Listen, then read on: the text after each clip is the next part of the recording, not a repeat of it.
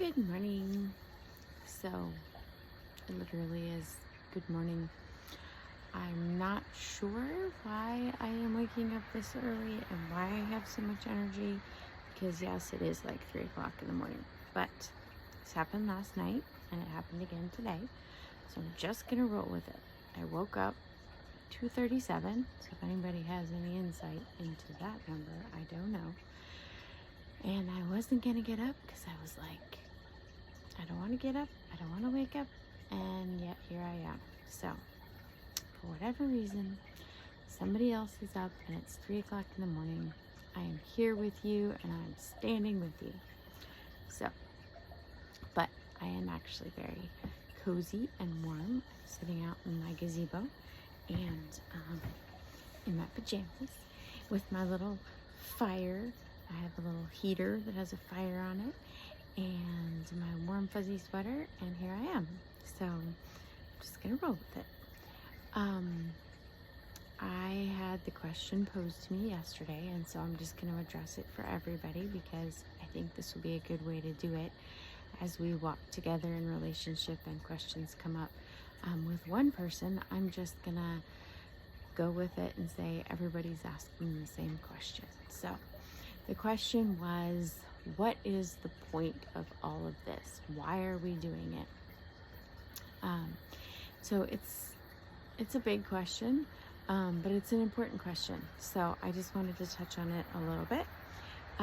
So the point of this exercise is really to walk in stillness, and to get to this place where you can collect the space between your thoughts.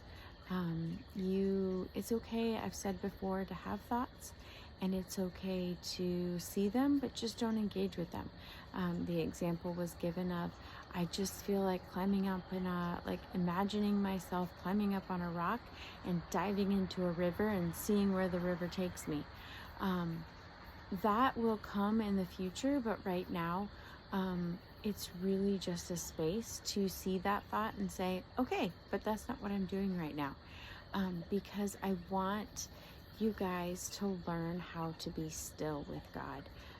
It is can be so difficult for us to be still. And I will reiterate again that being still can be one of the most difficult things to do. But like Jesus, or it's not Jesus, the writers of Hebrews said, strive to enter that place of rest. Like, we are supposed to have to work for this. It's not something that just comes and it's simple, but it's not necessarily always going to be easy. You're going to want to feel like giving up at like 10 minutes, or maybe you only have 10 minutes. And that was another question that was posed. Do I have to do the 20 minutes? I would say yes, no, you don't have to. And I would encourage you to go beyond it, and I would encourage you to go less than it. I don't want it to be something that binds you, and I don't want it to be something that weighs you down, but there is importance in setting your intention. So if there's a day where you only have 10 minutes, great, do 10 minutes, and then say, okay, tomorrow I'm going to try to do 20. Sometimes I will look at my clock and I'll have like 3 minutes left, and I'll just be like, okay, I'm going to be done, because I don't want this to become something that binds us. I just want it to be something that we do. So if you feel like your heart is getting stuck on the 20 minutes, let the 20 minutes go. If you feel like it's becoming too much of a weight, just let it go. So the point is I want each one of you to intentionally engage with God, because this is where we're going. We're going into the God space inside of us, the space where it says that the kingdom of heaven is within. We are seeking first the kingdom of God. We are seeking to know God. We are seeking to be loved by God.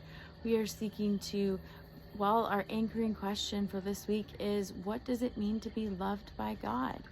This space is the space of stillness. It's the space of no thing and everything all at once. It's that before things become, they sit in this space. And so I want you to engage with it. I want you to embrace it. I want you to embrace the boredom and the difficulty and just say, you know what? I'm gonna do it. I'm gonna make space to do this.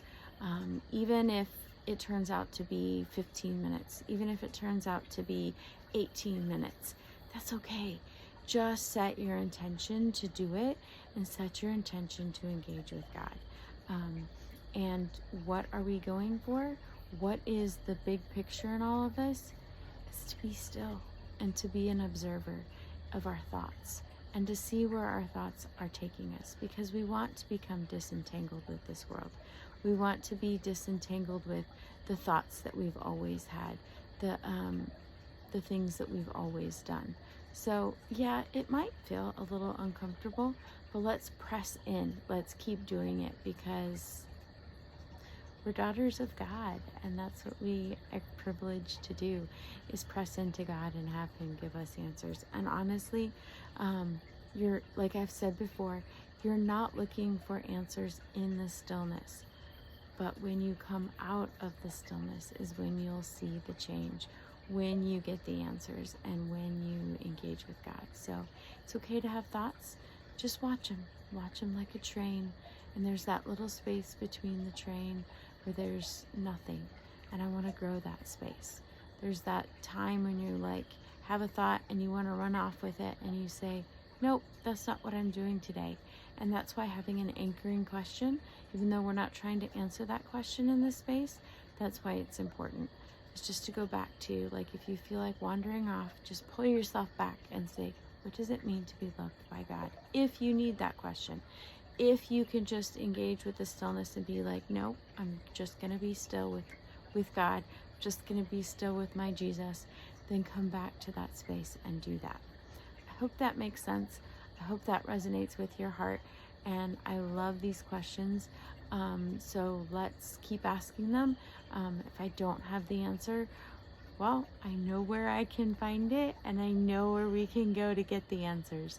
So let's keep going with this beautiful journey, and I'll talk to you guys soon.